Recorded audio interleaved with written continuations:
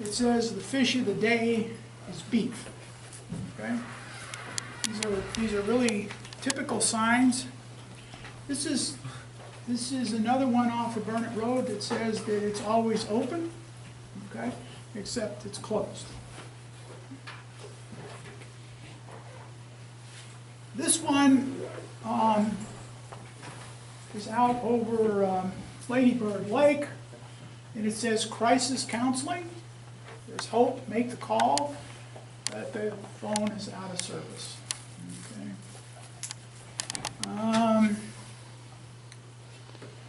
This one promotes out of Bergstrom, teaching people to fly. Of course, there's an airplane stuck in the tree, okay, which is less than optimal. Here is a health bar eatery, and what it's promoting to eat is fudge. This one is particularly interesting, one of the local churches. Okay. Alcoholics Anonymous on Monday. Tuesday is abused spouses. Wednesday is eating disorders. Thursday is say no to drugs. Friday is teen suicide. Saturday is the soup kitchen. And Sunday is America's joyous future. You guys are a hard audience.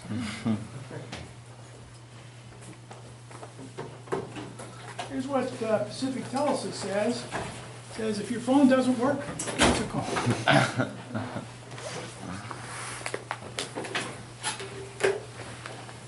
Here's an advertisement for Rust-Oleum.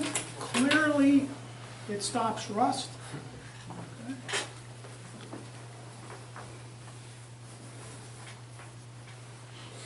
This is out near Riverside Drive. The lane is closed to ease congestion.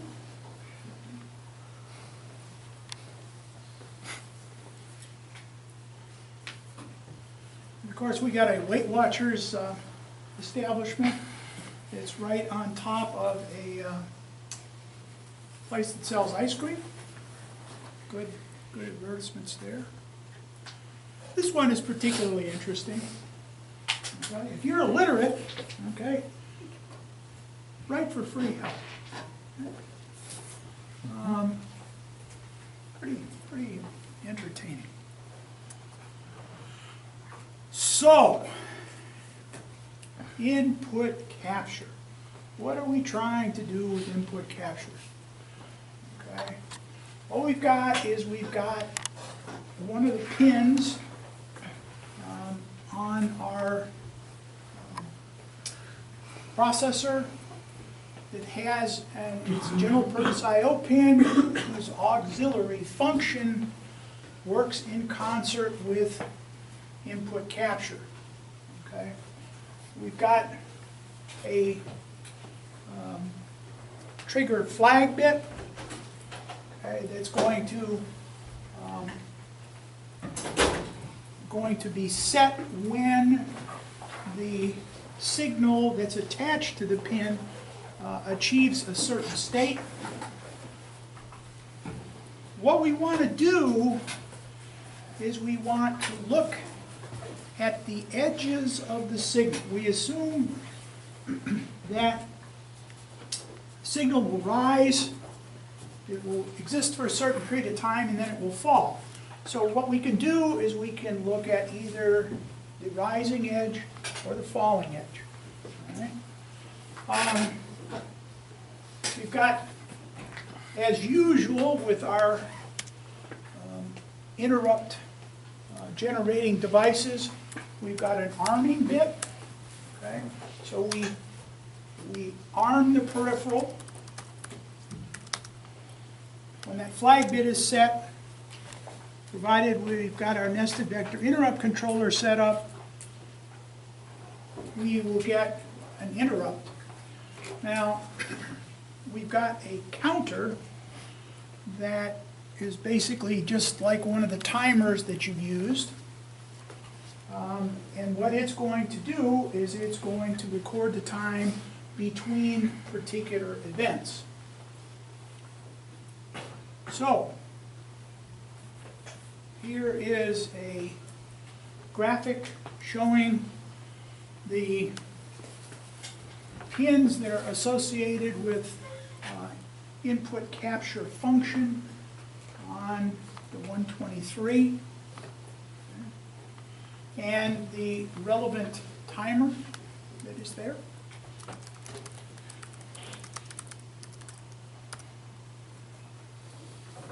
So,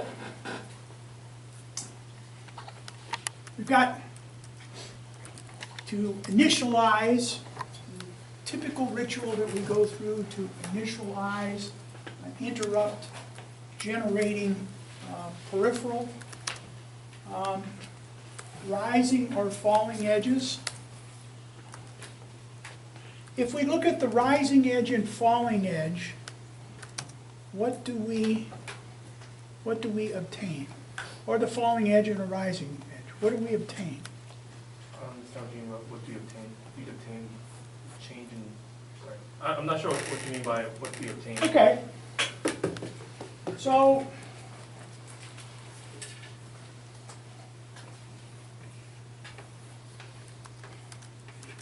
there's a signal.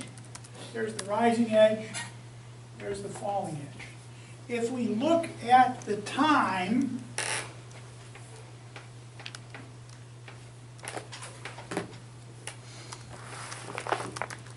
okay, between those, what does that give us?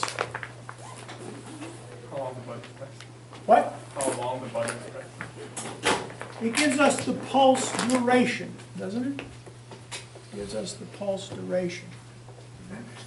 Now, suppose we've got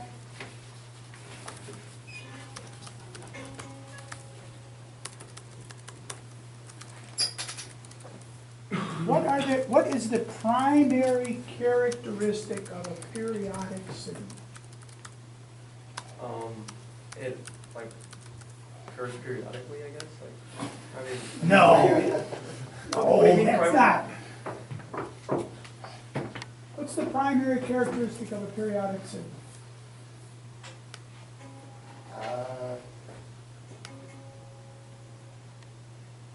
It always takes the same amount of time. It always takes the same amount of time. So suppose we got a signal, okay, y of t, at some t. You pick the t. All right? How would we write a mathematical statement that describes a periodic signal? Sir? Y of t equals y of c plus the period. Plus, very good, okay? We got to add just a little bit to it.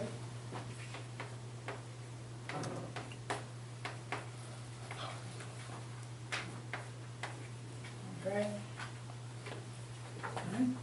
So you pick a t, all right? Anytime you want, and if you add n times the period of the signal, you'll get exactly the same value. You'll get exactly the same value. How do you figure out the period of the signal? How do you figure out capital T? See, like the first time it repeats.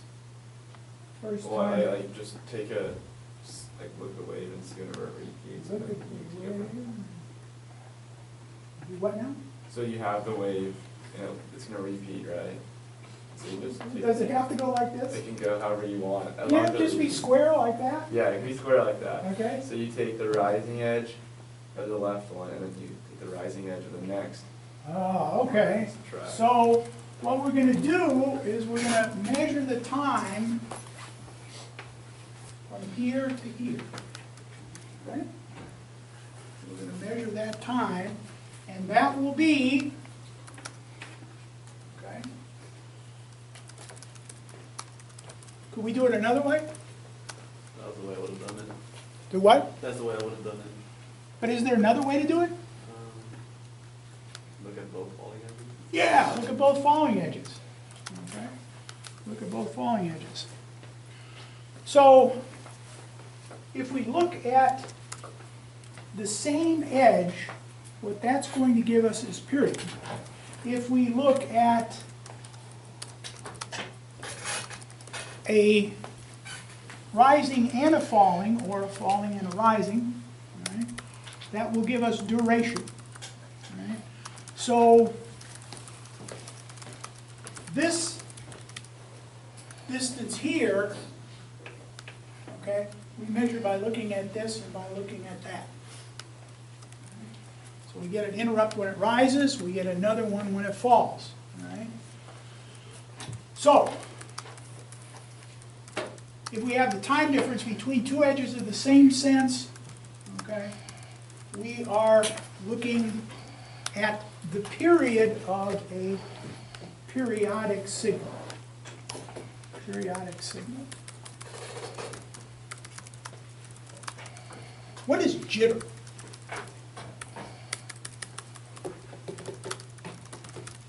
What's jitter?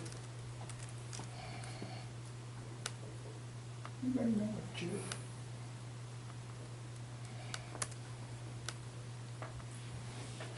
The difference in which the period headed. Yeah, so if our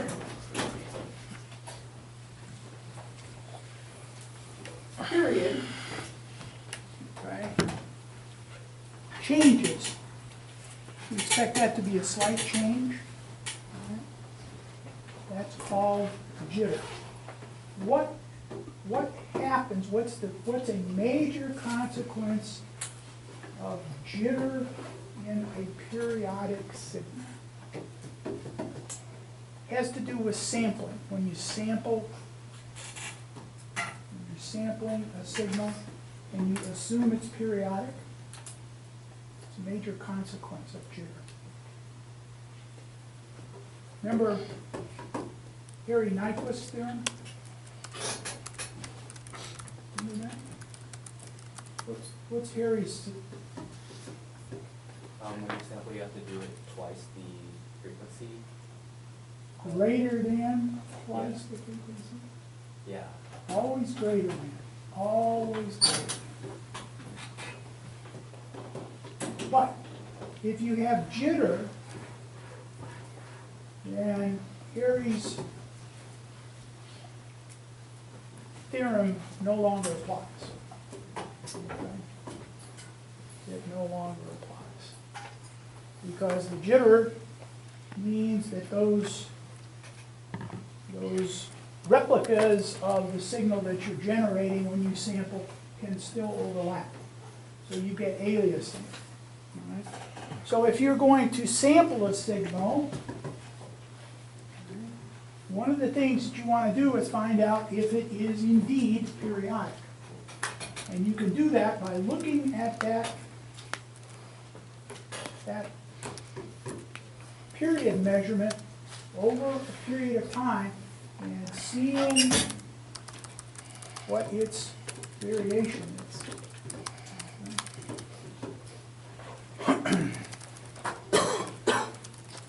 So, this is what input capture does. Here is the counter that is running. So for example, if you are looking between this edge and this edge, the counter will be running for this duration. It will, when that second rising edge happens, it will have the value that corresponds to the period. 1 over that will be the frequency of that.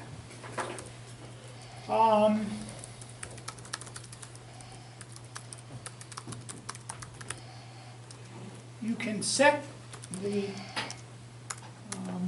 interrupts to occur on a rising edge, a falling edge, or both rising and falling. Rising and falling will give you the duration of the pulse. What does it mean when it says reserve?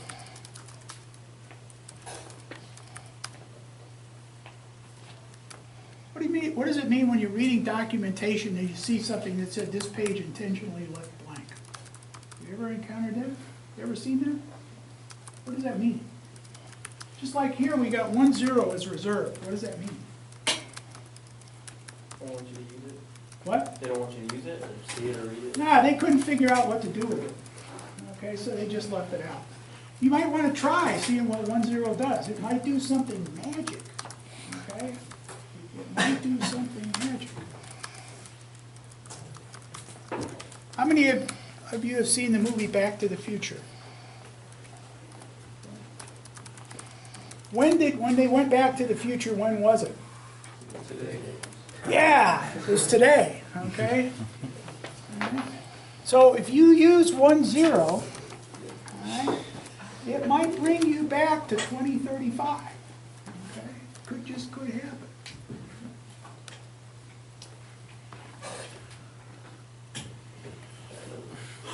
So, what can we do with input capture? Well, one important function that we can implement and very handy for doing things like devices that move is we can detect motion, in particular rotary motion. So what we've got is we've got a disk that's got slots in it.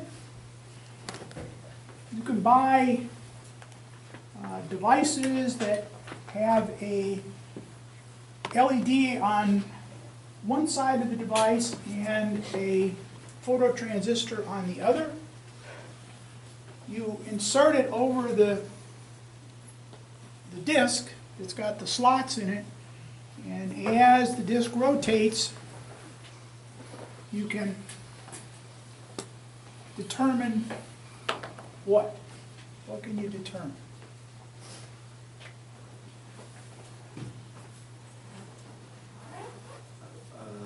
Where they are in the room, someone's in the room. What? Someone's in the room. Oh, no, I just looked up. No, we got a disk, okay? Disk.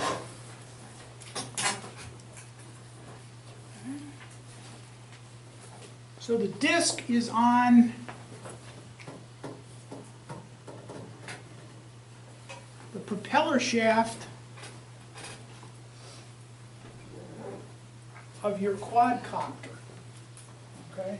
You've got one disk on each propeller shaft of your quadcopter. Okay? So if you look in on that disk, okay, so here's the disk, here's the shaft that runs it, and over here you've got an LED, and over here you've got a phototransistor, right? That sends light this way. Every time there's a slot a slot shows up in the disk, you see this, okay? You see the light go on and off. So what you can do, if you know the number of slots in the disk, you can count the rotational frequency of that propeller. Why would that be important for quadcopter? Why would that be important for quadcopter? Think. You got a quadcopter. You got 4 propellers. What would you want to know about those propellers? How quickly they're spinning, Why? so that it doesn't crash. Why would the propellers cause it to crash? If one side's spinning faster. Yeah. Okay. So this way, okay, when you develop the autopilot for the quadcopter, which you all want to do, all right? I mean, don't you want to do that? Yeah. Yeah, build an autopilot. It's cool. Okay. So what you have to do is you're going to have 4 sensors.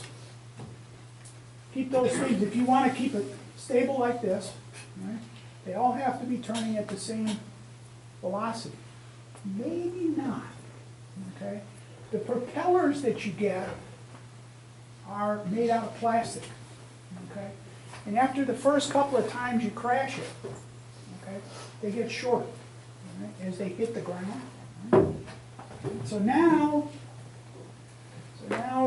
the shorter guy may have to go faster to generate the same amount of lift. Okay. So maybe you have a gyroscopic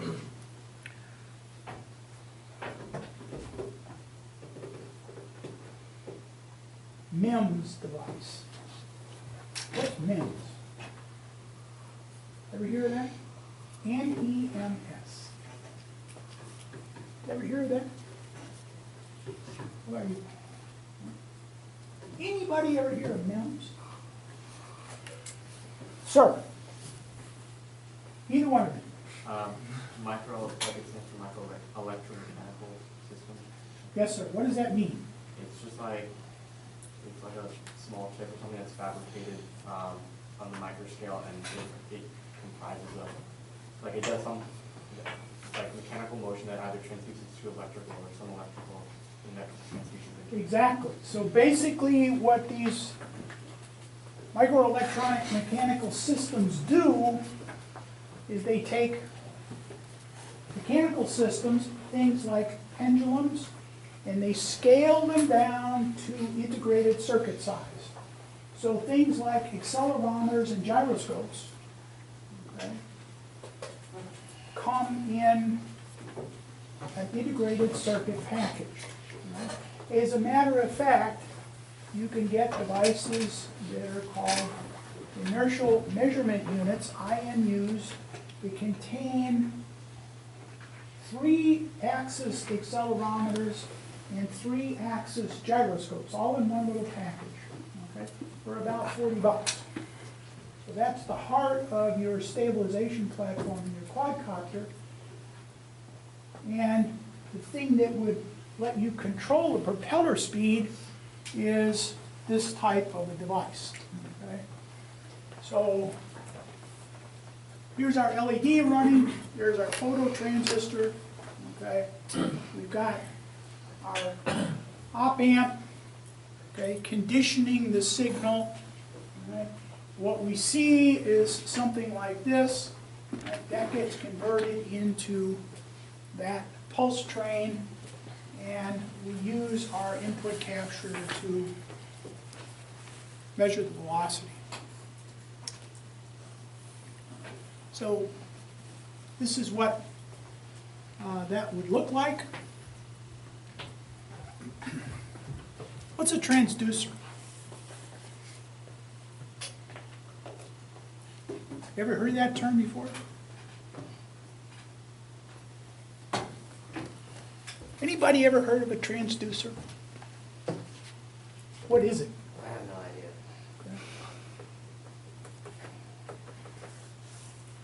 Takes information, data, or like information in one representation, like typing a key and turning it to ASCII code or something, like changing from a certain input and getting a different output out of it. And it's not like one's mechanical and one's electrical, for instance. You're on the exactly right track. Back there in the back, what's a transducer? Transmits a pneumatic signal to an electrical signal. Do what now? Transmits a pneumatic signal to an electrical signal. All right. Person next to you, what would you add to that? I don't think I have anything out of that. What you've heard what your fellow students. Was there anything you'd add? I can't think of anything right now. Okay, so generally, in most general terms, what a transducer does is it takes one form of energy and converts it to another form. Okay? So here what we've got is we've got light. Okay? we've got light. You've got that LED, right? And it's getting interrupted by the slots in that wheel. That phototransistor is converting that light into electrical current. Okay? So we've got photonic energy converted into electrical energy via that transducer. So there's transducers for all types of stuff. Okay? You've got things that'll take pressure, turn it into voltage, okay? Heat, turn it into light. Okay?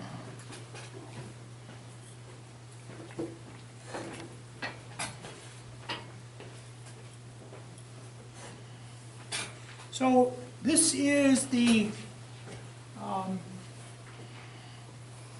input capture ritual that's used to, this is in your textbook, to initialize the peripheral. As always, the things that we do is we do things like we enable the alternate function on the appropriate pin, okay? We disable the peripheral so that it doesn't start running while we're in the middle of the initialization routine. We set what our timer's going to be. We set the interrupt capture mode. We give it a start value. Right? We enable the timer. We give it a priority. And then we go ahead and enable interrupts. And we're on our way.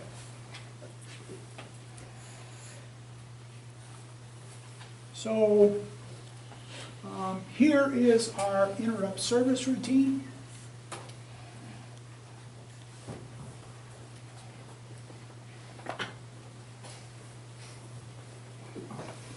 Nice thing about the input capture is that our interrupt service routines generally will be very straightforward. We're going to be looking at a time where we are going to be doing counts.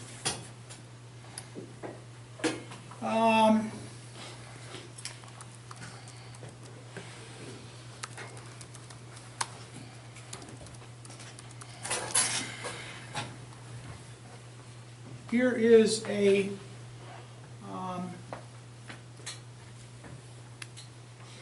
where we set the op amp up to what happens when we set an op amp up with no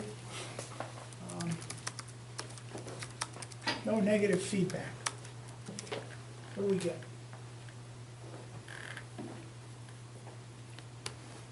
What do we get? What happens when an op amp doesn't have any negative feedback? Well, we got our input on the non-inverting side. Something bad. Something what? Something bad. No, it's not bad.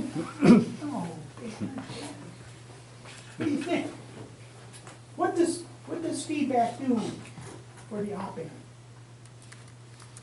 What's the purpose of the feedback?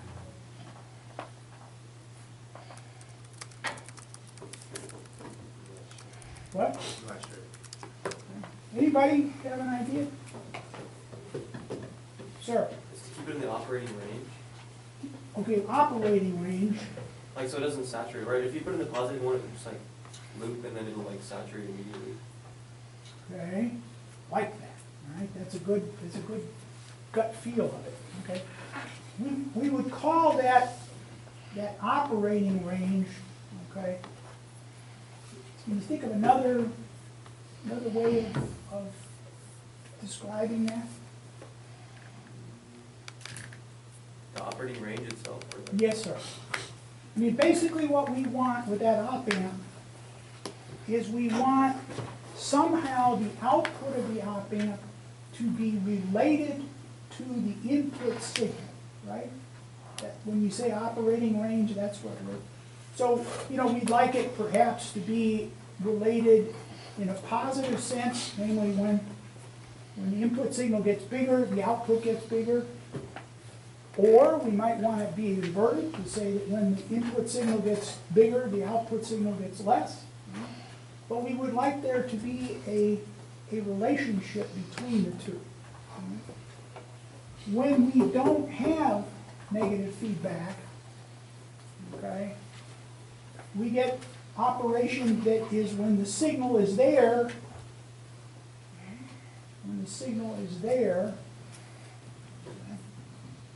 we drive the output to one extreme or the other, only. Right? So it's either here or it's there. Right? So that's what happens here. Okay? When this signal increases past a certain level, okay, the op-amp's output is pegged at the positive voltage, let's say. As soon as the signal, input signal, is less than that, it pegs at the opposite extreme. Okay? That's referred to as bang-bang operation. It's doing this and doing it. Nothing wrong with it. It's not bad, right? As long as we know that's what to expect. So anytime you see an op-amp that's configured without negative feedback, you're going to get that bang-bang operation. Okay? You're going to get that bang-bang operation.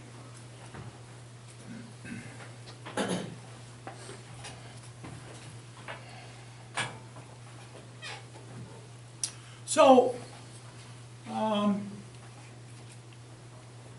one thing to keep in mind with the counter is that if the counter does one wrap, okay, just one, okay, you will wind up getting a correct result. Okay? You'll wind up getting a correct result for the signal time. Okay?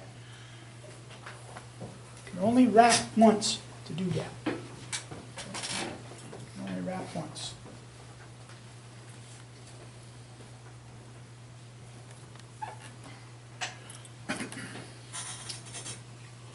So, another initialization ritual. Here we're looking at a 24-bit for rising edges.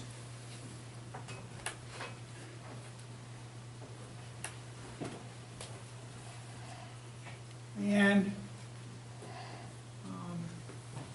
we are using a semaphore for communication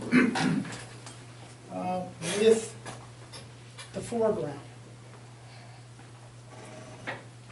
What do we know about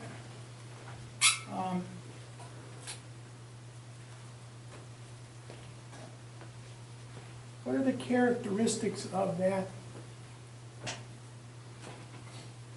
statement done equals 1? What do we know about that? What word describes that?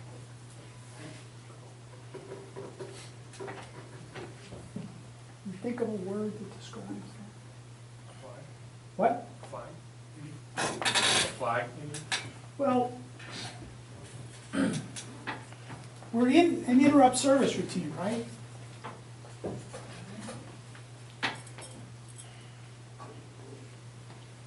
We want to make sure that we set that. Okay. When we interrupt service routine and we say done equals 1, that operation is guaranteed to complete. Right? It's guaranteed to complete. What do we call things that are guaranteed to complete? Atomic, exactly. Okay. So,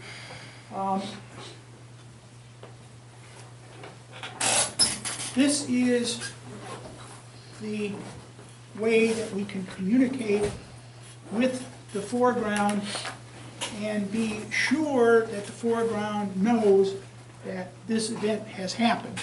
So when it's checking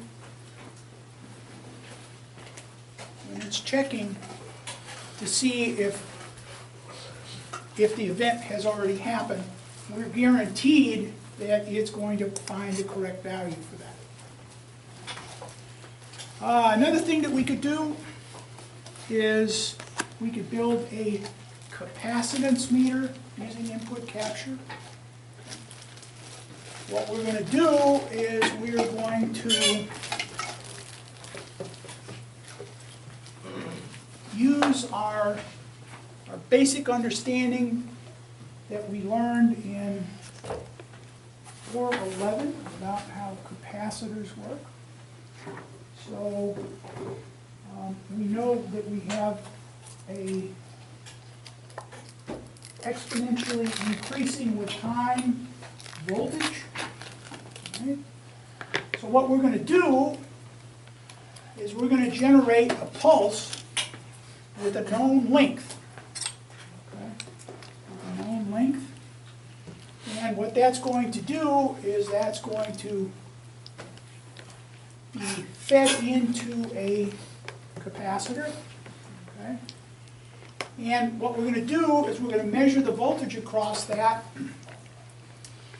And then in software, we'll do a fit to an exponential model. So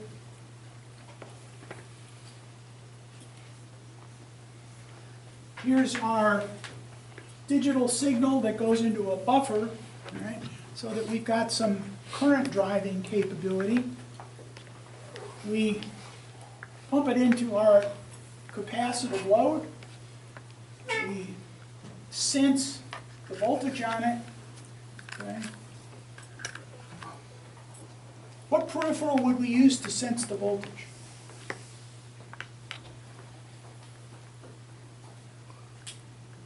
What one would we use? You've got a voltage. You want to know its value. What would you use on your 123? ABC and convert it. You know the range. Exactly. Okay, you use an analog to digital converter, find out what that voltage is, get a digital value over here. So,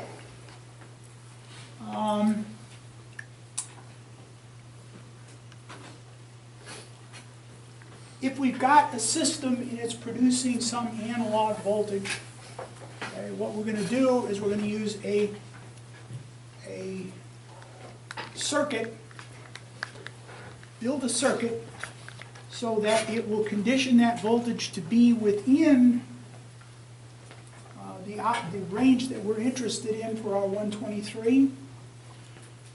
So we can use a transducer to convert from different forms of energy to produce that original signal. We can, depending upon what we're trying to sense, we can either look at pulse duration or we can look at pulse period. We can get interrupts, determine the corresponding time. As in the same peripheral as input capture is what's known as output compare. And output compare basically does two things. It permits you to generate interrupts. It's like a timer, permits you to generate interrupts periodically, okay, after a given period of time. But simultaneously, when those interrupts are generated, it will toggle the value of an output pin. Toggle the value of an output pin. So if you want to generate a periodic signal outboard, you can use the output compare function to generate that signal. So, any questions about any of this stuff?